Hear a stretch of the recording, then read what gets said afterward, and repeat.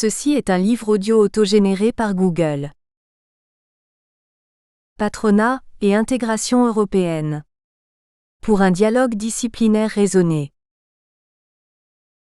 Éditorial. En lançant sa revue en cette année 2011, Les Cahiers de Phare, le laboratoire de recherche Frontières, Acteurs et Représentation de l'Europe, Phare, créé en 2007 par un groupe d'historiens internationalistes, poursuit son déploiement au sein d'une université de Strasbourg de plus en plus visible au cœur de l'Europe. Cette revue publiera les actes de journées d'études ou de séminaires organisés par des chercheurs du laboratoire, seuls ou en collaboration avec d'autres centres de recherche. Elle entend aussi être un lieu d'expression pour les jeunes chercheurs qui ont besoin de rendre publics les premiers résultats de leurs travaux, avant de les présenter à une audience élargie.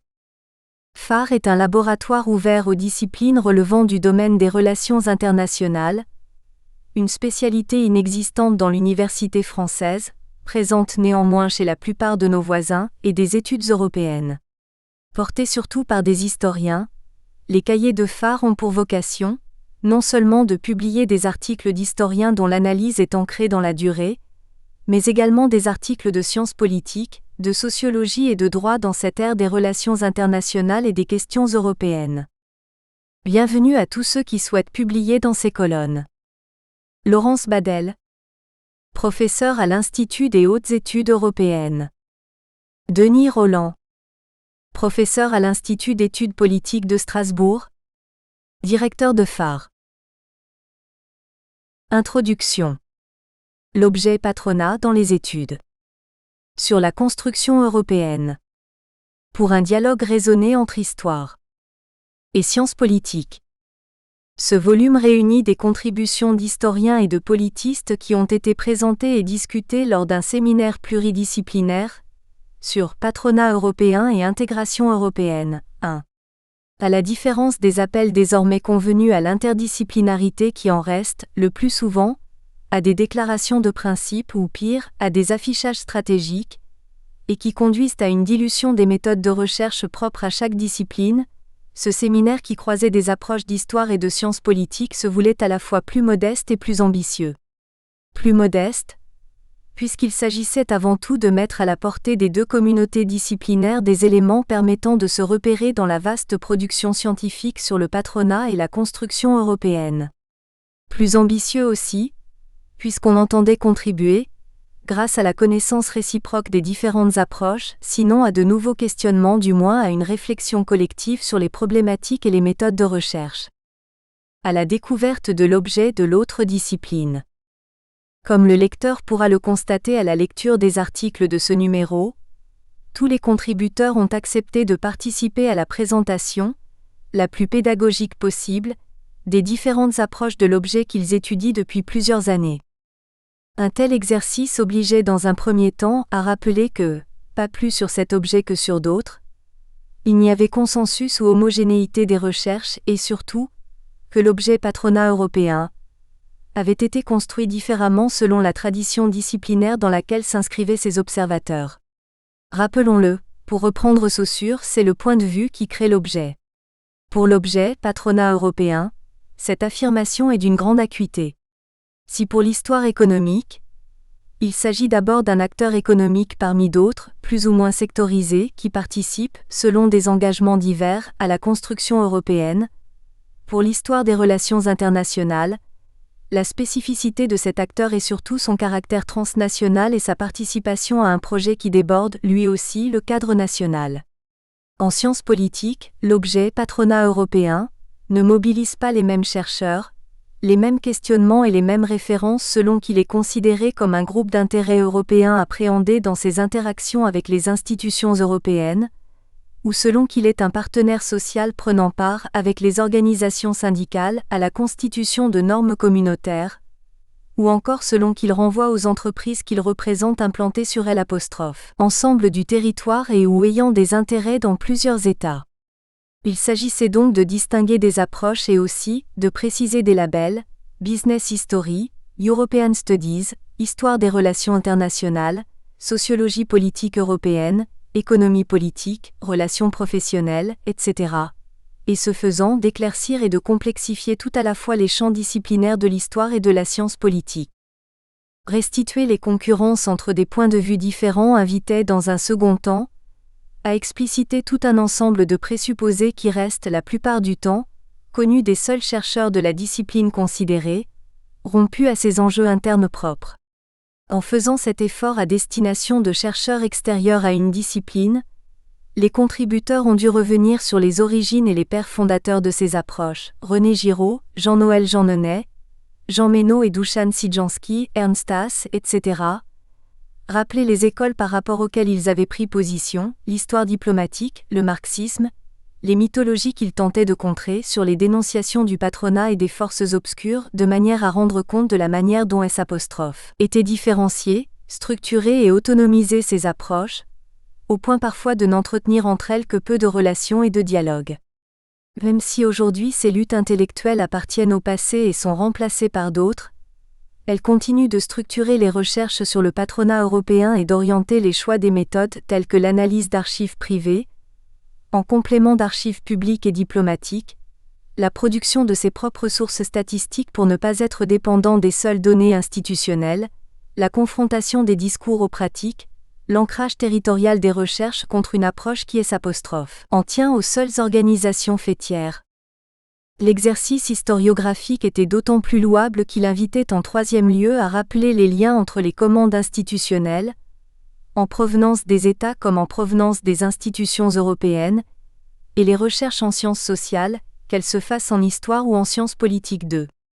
L'intérêt des pouvoirs publics pour les analyses de la construction européenne s'est traduit par une forme d'enrôlement d'équipes de recherche sur un objet, a priori nouveau, mais sur lequel étaient mis en œuvre des questionnements et des méthodes d'investigation forgées dans des cadres nationaux. Tout l'enjeu a alors été de faire avec ces contraintes pesant sur l'accès aux sources, le traitement de l'information et l'élaboration des problématiques. On saisit par conséquent l'importance de restituer, à l'usage des jeunes chercheurs comme des chercheurs relevant de disciplines différentes, ces conditions matérielles et institutionnelles qui ont permis à des disciplines et en leur sein à des approches distinctes, de traiter de l'objet patronat européen. Il ne s'agissait donc pas de donner des leçons à l'autre mais de lui fournir les éléments lui permettant de comprendre et d'utiliser au mieux les recherches produites, tout en rappelant que sous la dénomination pérenne et homogène de patronat européen, se trouvent des distinctions qui renvoient non seulement aux transformations de la réalité économique, sociale et politique, mais aussi aux modalités hétérogènes de construction de l'objet 3. À cela s'ajoute le fait que la notion de patronat, trop rapidement convoquée, peut recouvrir des objets différents au cœur d'une même discipline. Pour l'historien, elle désigne au moins à la fois l'organisation patronale et les entreprises que cette dernière peut représenter. Pour le sociologue du politique, un groupe socio-professionnel, les chefs d'entreprise, des élites économiques, un acteur politique, par le biais de ces organisations qui représentent tantôt les chefs d'entreprise, tantôt les entreprises, une figure sociale, mise en scène par ses représentants. 4. Cette rencontre a donc contribué à préciser les définitions et à lever les ambiguïtés. Elle a aussi incité à être attentif au changement de focale qu'entraîne le mot pris dans telle ou telle acception. Au croisement de confrontations disciplinaires. Si l'objet patronat permet de faire se rencontrer des approches mettant l'accent tantôt sur la dimension économique, tantôt sur la dimension politique, s'il est pour certains perçu comme l'objet par excellence du lien entre économie et politique 5, ou, dans un autre langage disciplinaire comme emblématique des groupes d'intérêt 6, l'étude de la construction européenne permet de confronter des travaux qui y analysent la place et le rôle de l'acteur patronal en fonction de théories de l'intégration européenne. À cet égard, histoire et sciences politiques sont traversées par des lignes de clivage et des tentatives de leur dépassement relativement proches. Sur l'objet patronat européen, s'exercent deux lignes de tension. La première oppose une conception économique de la construction européenne et une conception diplomatique. La seconde une conception de l'intégration européenne comme sui generis à une conception qui la réinscrit dans un espace international plus large, l'Union européenne n'en étant qu'une région particulière. L'opposition entre néo-fonctionnalistes et intergouvernementalistes qui, encore aujourd'hui, structure les recherches de sciences politiques sur l'intégration européenne malgré un consensus sur la nécessité de dépasser une opposition stérile 7, est caractéristique des débats tant sur le processus d'intégration européenne que sur la nature du régime européen.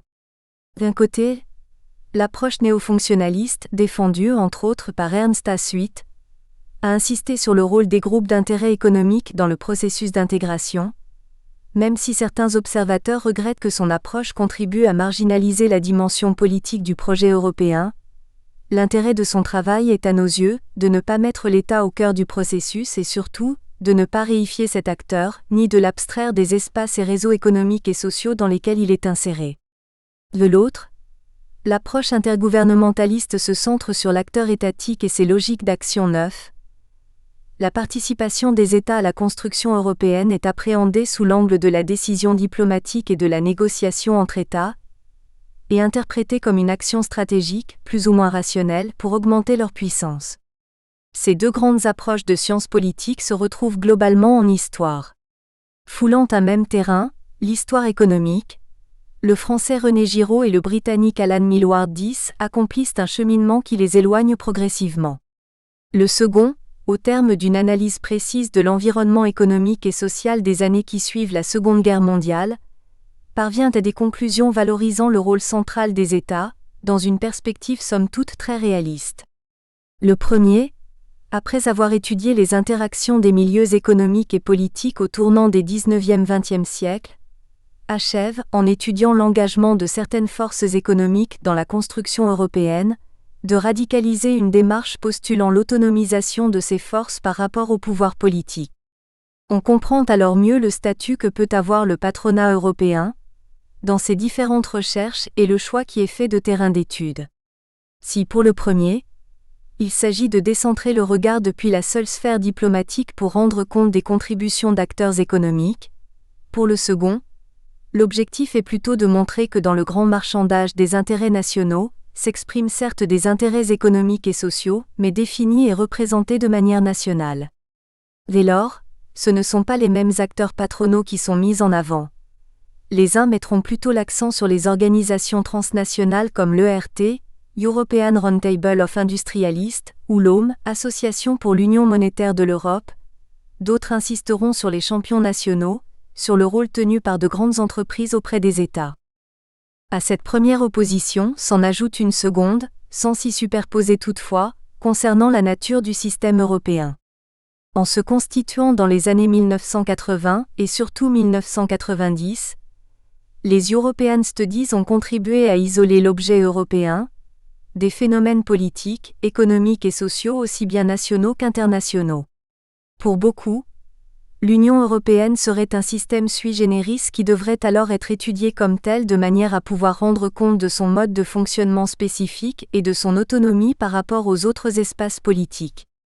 Ainsi, les études se focalisent sur des scènes de négociation spécifiques, comme celle du dialogue social européen 11, ou celle de comité de normes 12, où agit l'acteur patronal, lui aussi défini et réduit à sa forme européenne.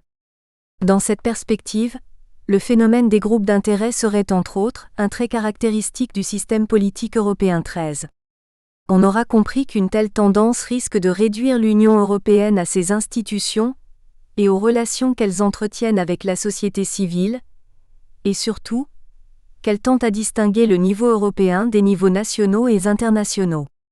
À l'inverse, une approche plus internationaliste permet non pas de nier la spécificité de l'intégration européenne et le système politique mis en place, mais de saisir les acteurs et leurs pratiques dans un espace plus vaste. On sait que les organisations patronales, tout comme les industriels et les entreprises qu'elles représentaient, n'ont pas attendu la construction européenne pour internationaliser leurs activités. Nombre de groupements ont d'abord été internationaux, avant d'être européens et même nationaux. Il s'agit alors de pouvoir rendre compte de la manière dont des individus ont réinvesti un savoir-faire et des relations sociales, dans des formes plus européennes. Sans nier une autonomie relative de l'Union européenne, cette approche qui rejoint pour partie l'approche de la sociologie politique européenne a le mérite à nos yeux, de se situer au-delà d'une définition institutionnelle de l'Europe et de ne pas saisir le patronat européen seulement à partir de ses interactions avec les institutions européennes, pas plus que dans ses seules interactions avec l'État. Les voies d'un dialogue. Ainsi rappelées, ces deux couples d'opposition permettent de mettre en évidence des débats semblables au sein des deux disciplines et par conséquent certaines formes de dialogue possibles et non forcés entre des conceptions similaires. La première prendrait appui sur une déconstruction de l'acteur étatique au profit des relations multiples qu'il entretient avec des forces économiques et sociales plus ou moins bien organisées. Si la sociologie politique a permis de rompre avec cette conception de l'État comme une forme réifiée du pouvoir 14, pour sa part l'analyse de l'action publique a remis en question cette frontière entre acteurs privés et acteurs publics en invitant à penser en termes de gouvernance, les interpénétrations réciproques entre public et privé et entre politique et économie, les deux ne se superposant pas. Dans cette perspective, la sociologie des groupes d'intérêt 15 permet à la fois d'étudier l'État comme un espace de relations et d'étudier les acteurs économiques et sociaux dans leur rapport avec le champ du pouvoir 16. Ces développements ne sont pas propres à la science politique.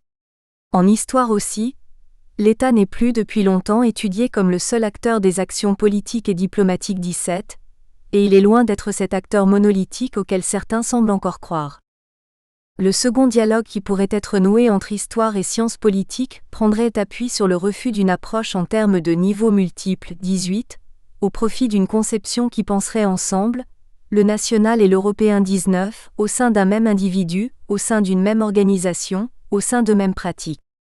Mieux, en essayant de penser l'européen à l'aune de processus nationaux, transnationaux, supranationaux ou internationaux, il s'agirait non pas de trancher sur la nature de l'Union européenne, système supranational versus ces systèmes intergouvernemental, mais de se donner les moyens de repenser la définition d'un processus qui dépasse les catégories nationales. Voici énoncées quelques pistes de discussion à poursuivre entre histoire et sciences politiques, qui ne sont possibles que dans la mesure où ces deux disciplines partagent une même épistémologie des sciences humaines et sociales, et où leurs chercheurs se placent sur les mêmes terrains problématiques. Laurence Badel et Hélène Michel. Premières approches historiques sur l'intégration économique européenne, une réflexion sectorielle. Le concept de force profonde, forgé par les fondateurs de l'École française d'histoire des relations internationales, Pierre Renouvin, Jean-Baptiste Durosel, leur attachement à l'analyse du rôle des décideurs et des mécanismes en jeu dans la décision, ont servi de base de réflexion à leurs héritiers pour l'analyse de l'intégration européenne. Durosel avait déjà porté un nouveau regard sur l'idée européenne et ses évolutions dans le contexte du début de l'expérience de l'Europe institutionnalisée.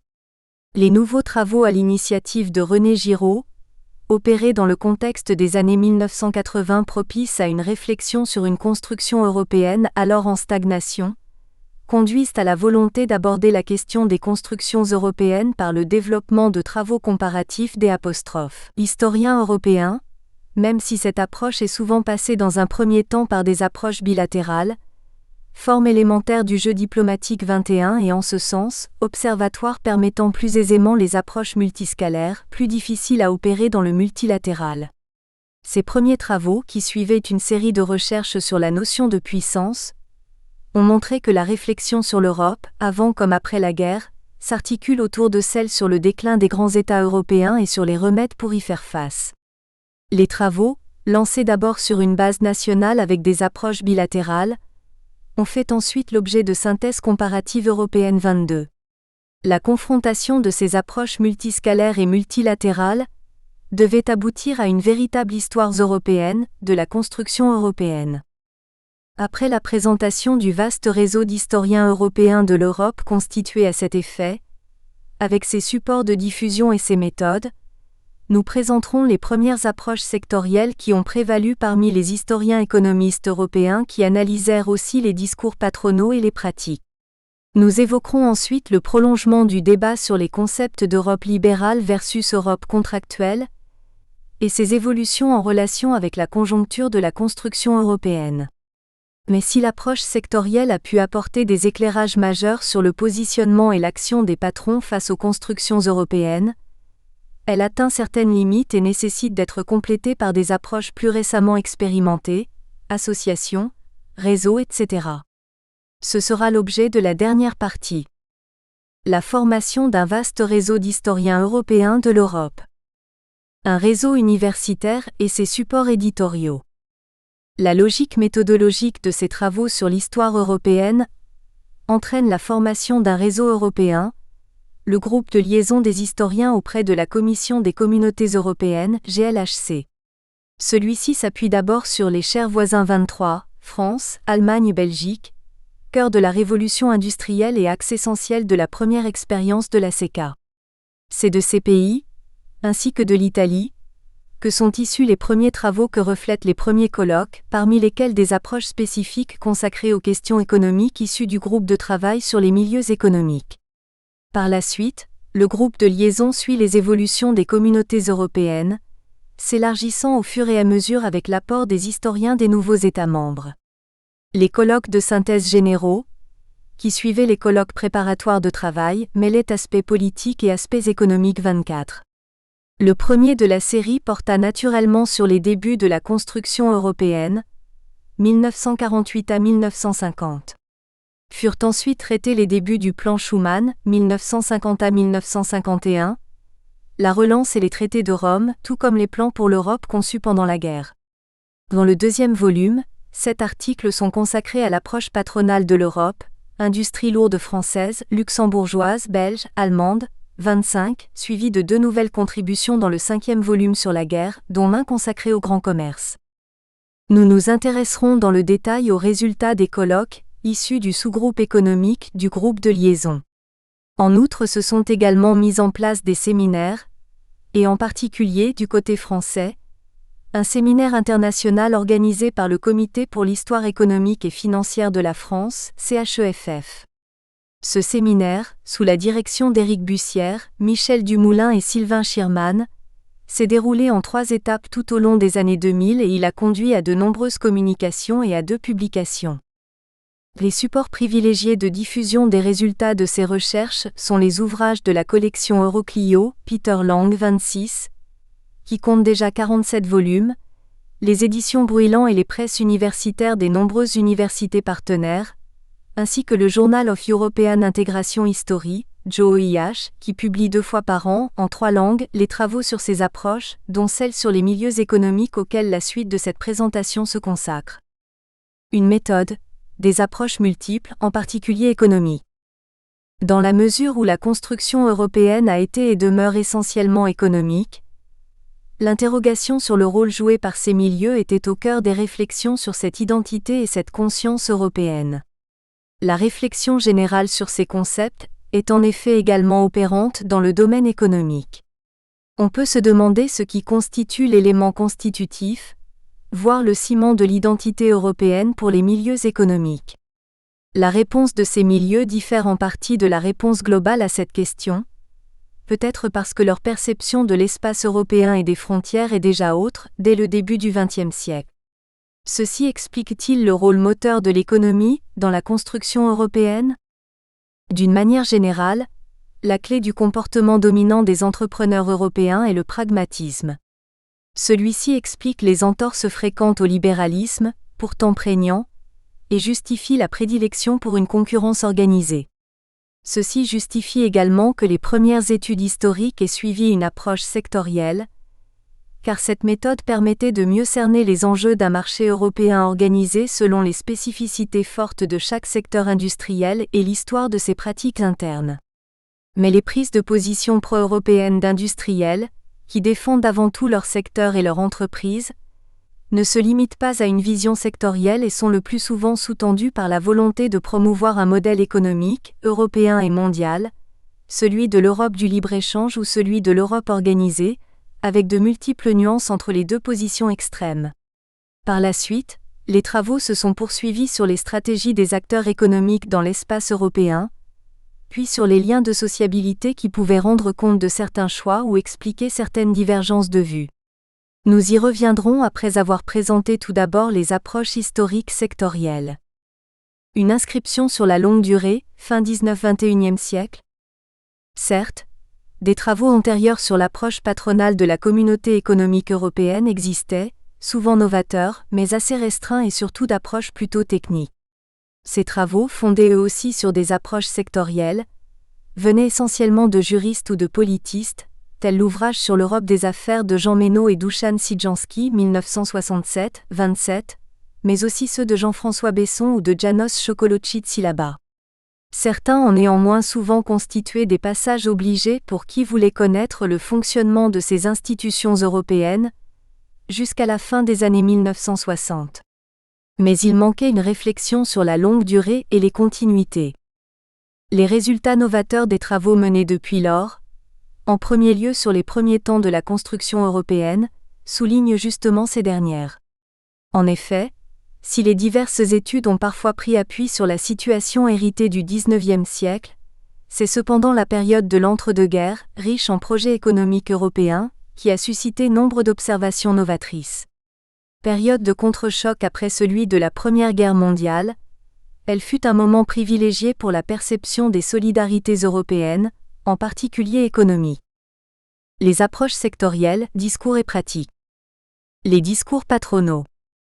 Alors qu'en décembre 1932 les négociations pour la reconstitution de l'entente internationale de l'acier sont sur le point d'aboutir, le bulletin quotidien présente les avantages de ces ententes, d'initiative privée, tels qu'ils sont perçus à cette époque par les représentants de la Confédération générale de la production française, du chemin et de la Vergne ou du Comité des forges, Lambert-Ribot, et leur utilité relative selon la conjoncture.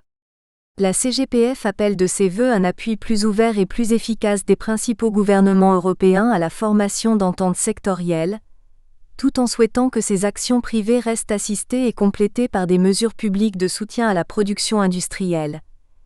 Les ententes privées ne peuvent pas remplacer l'action gouvernementale sur la régulation des échanges, mais la compléter ou la préparer. 28. Si le vocabulaire employé est celui d'entente internationale, le champ d'application semble être très européen. On les évoque ainsi comme mesures de soutien à l'économie de l'Europe centrale en difficulté. On y relève un discours qui, loin de s'en tenir à une vision étroite, embrasse une conception bien plus globale, entre grande Europe et monde, et une réflexion économique de longue portée. Sont aussi posées les bases du compromis entre Europe libérale et Europe contractuelle. Mais ce que l'on peut qualifier de discours patronal sur l'Europe est loin d'être le seul fait des organisations patronales sectorielles ou nationales. Depuis le tournant du siècle, des industriels exportateurs, en particulier français et allemands, avaient réfléchi à une organisation du marché européen qui puisse faire face de manière solidaire à la concurrence américaine, ce qui passait, selon eux, par ce système d'entente industrielle précédemment évoqué. Séverine Marin a ainsi étudié les réflexions allemandes entre 1880 et 1914 sur l'organisation des marchés européens 29. Dès l'entre-deux-guerres, un certain nombre de chefs d'entreprise, à titre personnel ou dans le cadre d'associations européistes, ont développé des discours plus généraux sur l'organisation européenne qu'ils estimaient nécessaire pour faire face au déclin européen, thématique dominante des années 1920, puis pour résister à la crise mondiale. Plutôt que la tentation protectionniste qui séduit certains, ils prônent la création d'un grand marché européen. Une partie de ces industriels appartient à des associations, économiques ou pas, européennes et parfois européistes. On peut citer le cas d'Henri de Peyer-Imhoff, grande figure du monde patronal et du secteur minier qui est membre du comité Meyrich, du comité économique de Pan-Europe et du comité français pour la coopération européenne d'Émile Borel, entre autres. Le cas d'Émile Meyrich, président de la société sidérurgique de l'Arbed, qui présidait également le cartel de l'acier et le comité français-allemand d'information et de documentation, comité Meyrich, est déjà bien connu. 30. Il avait développé ses idées dans un article paru dans l'Europe Nouvelle en 1927, où il expliquait que les accords économiques sont inopérants ou incomplets, s'ils ne sont pas étayés par des accords politiques. 31. C'est cette conviction qui l'a conduit à créer son célèbre comité où de nombreux industriels, français, allemands et européens de tous les secteurs côtoyaient le monde de la politique et des lettres. Si les discours patronaux sont influencés par les modes de fonctionnement du secteur dont ils relèvent, et si les milieux économiques sont principalement conscients de l'identité européenne par leurs pratiques d'affaires, ces discours vont souvent au-delà d'une seule approche pragmatique de la question européenne et certains développent de véritables modèles économiques d'ensemble. On peut rappeler ici le rôle majeur de Louis Loucher, porteur de la Conférence économique internationale de 1927, Genève, industriels et ministres qui prenaient une approche mixte avec une politique d'union douanière et des ententes internationales entre producteurs dans les secteurs clés 32. On voit ici le lien établi entre les expériences concrètes des industriels et les réflexions politiques sur l'Europe, puisque les idées développées et portées par Lüscher sont fondées sur l'expérience du premier cartel de l'acier signé en 1926. La méthode préconisée par Lüscher fit l'objet de nouvelles réflexions au cours des années 1930, tant au sein de la Commission d'études pour l'Union européenne, CEUE, de la SDN qu'au sein du Comité Europe de la Chambre de commerce internationale, CCI 33. Des travaux ont également montré d'autres exemples probants, tels que ceux d'Ernest Mercier, Richard Keusel 34 qui, à la mort de Louis Lüscher en 1931, lui succède à la tête du Comité français de l'Union paneuropéenne, de Robert Bosch, Joachim Scholtisek ou d'Étienne Fougère, Étienne Deschamps. De même avait été mis en évidence le parcours européen de Jean Hennessy, Jean-Michel Guilleux, tout comme le cas de Jacques Lacour-Gaillet, largement développé par Laurence Badel dans sa thèse. Ce dernier, participant au Congrès de l'Europe à La Haye, en mai 1948, prend part au débat sur les problèmes monétaires européens, qui le touchent particulièrement en tant que négociant, et développe à cette occasion des propositions concrètes sur une Europe monétaire qu'il estime réaliste, passant d'abord par des accords régionaux. On a déclaré tout à l'heure, il faut dire, non pas comment nous voulons arriver à l'Europe unie, mais ce que nous voulons dire. Je prétends qu'il faut surtout dire ce que nous ne voulons plus. Ce sont ces instruments de mesure artificielle qui ne permettent plus d'y voir clair cette complication monétaire. Assez de clearing, de pools, de combinaisons. Ce que nous voulons, c'est une monnaie. Nous pouvons par une monnaie, qui sera un véritable instrument de mesure, régénérer l'économie européenne. Ne disons pas que la tâche est au-dessus de nos forces. Elle n'est pas au-dessus de nos forces 35. Et d'expliquer que la Suisse, en son temps, a réussi l'union de 319 monnaies différentes. Tous les exemples précédemment cités montrent à l'évidence qu'à cette époque les préoccupations des patrons, qui travaillent déjà à l'échelle européenne et mondiale, sont très loin de se limiter à des réflexions réduites à leurs propres activités. Cependant, face aux idées européistes qui se diffusent de plus en plus largement, à l'instar de la proposition brillante du 17 mai 1930 qui propose un rapprochement des économies européennes, sous la responsabilité politique des gouvernements solidaires. Certains entrepreneurs, certes minoritaires, se distinguent par la volonté que les milieux économiques agissent pour leur réalisation et même, contrôlent directement ce processus de rapprochement européen, même si des mesures étatiques sont reconnues nécessaires 36. C'est dans ce même état d'esprit que sont abordées les propositions de construction européenne de l'après-guerre, ce qui explique les résistances premières face à la prééminence des États. Des pratiques variables selon les secteurs et la taille des entreprises. L'industrie lourde est le secteur sur lequel les historiens se sont le plus penchés, en raison de son importance stratégique du début du siècle aux années 1960, et bien sûr parce qu'il constitue, avec le charbon, le secteur de la première expérience européenne 37. Les travaux de Philippe Mioche ont mis en évidence l'adaptation progressive du patronat français à l'intégration européenne, en analysant les divergences internes, à la fois d'origine régionale, le nord contre l'est, et de spécialisation, l'acier ordinaire contre l'acier spécial 38. Du côté allemand, Werner Bührer s'est penché sur le cas de la Ruhr et a également décrypté les adaptations des industriels allemands de l'acier, secteur qui eut en outre des contraintes spécifiques dues à l'occupation alliée et à ses stratégies industrielles sans cesse modifiées. Un des principaux dirigeants de la sidérurgie allemande, Wilhelm Salewski, affirmait, au moment du plan Schuman, qu'au-delà des échanges de charbon et d'acier et des conventions les accompagnant, une entente entre tous les groupes industriels de l'Europe de l'Ouest ne pouvait avoir que des conséquences extrêmement bienfaisantes. Il évoquait la question de la reconstitution à court ou moyen terme de cartels internationaux, considérés comme une nécessité inévitable. Et concluait son mémoire, qui fut considéré comme la première prise de position officielle de l'industrie sidérurgique allemande, par la nécessité d'une réflexion sur les conditions préalables nécessaires à une coopération économique étroite de tous les pays européens. Un consensus existait alors dans ce cercle de l'industrie sidérurgique sur l'indispensable entente avec la France comme noyau d'un travail de coopération en Europe de l'Ouest. Dans les discussions au sein des hommes de la sidérurgie, la recherche des formes à mettre en œuvre dans ce but se concentra sur les modèles de l'entre-deux-guerres qui avaient fait leurs preuves. Le rôle des États devait se limiter à la préparation de ces ententes et accords, qui devaient rester d'initiative privée 39. Charles Barthel a évoqué dans sa thèse la vision luxembourgeoise dans l'entre-deux-guerres. Elle met en évidence cette même complémentarité jugée indispensable par les maîtres de forge du Grand-Duché, entre les accords privés, cartels de l'acier, et les accords politiques, règlements sarrois et commerciaux, contingents lorrains luxembourgeois entre États.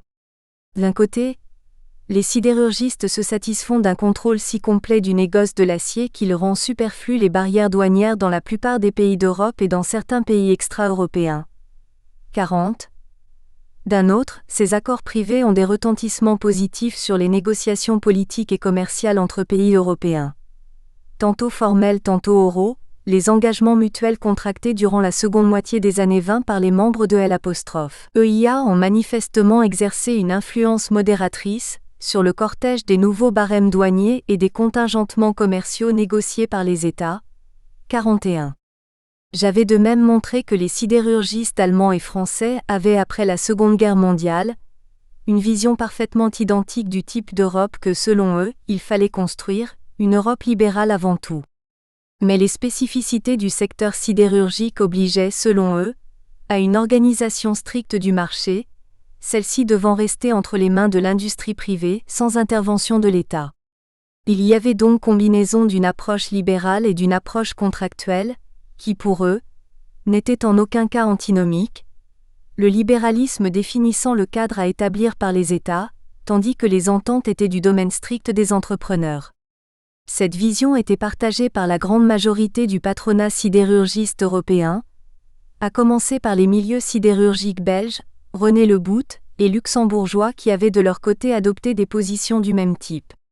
Seuls les sidérurgistes italiens, étudiés pour l'après-guerre par Ruggero Ranieri et Paolo Tedeschi, ont eu d'autres réactions, en raison d'une structure nationale du secteur différente. D'une manière générale, les sidérurgistes ont montré qu'ils étaient capables de réfléchir à des projets d'ensemble, et même habitués à cela, puisqu'en janvier 1951, en réaction à la tournure que prennent les négociations sur la CECA, les membres concernés de la CIF font une déclaration commune qui comporte à la fois une critique du projet et des propositions 42. En observant les relations de Jean Monnet et des sidérurgistes européens, Philippe Mioch a montré comment il avait réussi à instrumentaliser les organisations patronales pour contribuer au succès final de la CECA, grâce aussi aux expériences du passé, très fortes dans ce secteur 43. J'ai confirmé dans mes propres travaux que les habitudes d'entente et de négociation systématique à l'échelle européenne, dans cette profession, avaient facilité la négociation du traité et sa mise en route, même si à l'origine, les sidérurgistes de ces deux pays se sentaient dépossédés du droit de regard exclusif qui était le leur jusqu'alors. Bien que la continuité entre la CECA et l'Entente internationale de l'acier ait été niée, par exemple par Henry Ribbon dans son étude très spécialisée 44, il est certain que les pratiques patronales transnationales dans le secteur de l'acier ont très tôt favorisé une réflexion sur l'Europe. Ainsi, le modèle de l'EIA des années 30, que les sidérurgistes des deux pays souhaitaient remettre en place après-guerre, sous une forme adaptée à la situation nouvelle, nous indique que c'est intentionnellement que l'on s'était appuyé sur une forme d'organisation européenne, dans une vision qui n'excluait pas des accords entre le groupe européen et les autres groupes. Ces ententes étaient totales. Elle ne pouvait fonctionner correctement que si chaque groupe national membre était unifié, c'est-à-dire sans outsider. Ces ententes devaient aussi être évolutives, à l'image du marché mondial de l'acier, pour tenir compte de l'apparition de nouveaux producteurs. On considérait comme nécessaire la surveillance des ententes, et le cartel de l'acier avait créé un organisme patronal spécifique, doté de possibilités de sanctions, à cet effet. Dans le domaine de l'industrie de transformation, deux secteurs ont particulièrement fait l'objet d'études croisées, celui de l'industrie électrique, électronique et celui de l'automobile. Pour le premier secteur, le cas de Philips, multinationale européenne, a fait l'objet de plusieurs études, en particulier par Christophe Chanier et Thierry Grosbois. Ce dernier a replacé la position de la firme dans la longue durée. celle-ci finance le mouvement Pan-Europa dans l'entre-deux-guerres, et montrer qu'au-delà de ses antécédents favorables, de son implantation dispersée sur l'espace européen, la firme est particulièrement active dans le processus européen, début de la CEE. D'autres études portent sur des entreprises à l'origine plus nationale, dans leur approche de l'Europe, tel le cas de la CGE traité par Yves Bouvier. Celui-ci a souligné que les dirigeants du groupe avaient su s'adapter constamment aux évolutions du marché européen, d'abord en tentant des accords entre entreprises, plus ou moins bloqués par les administrations nationales, puis en mettant alors sur pied une structure multinationale pour faire face aux nouveaux défis, mais dans un marché de moins en moins protectionniste.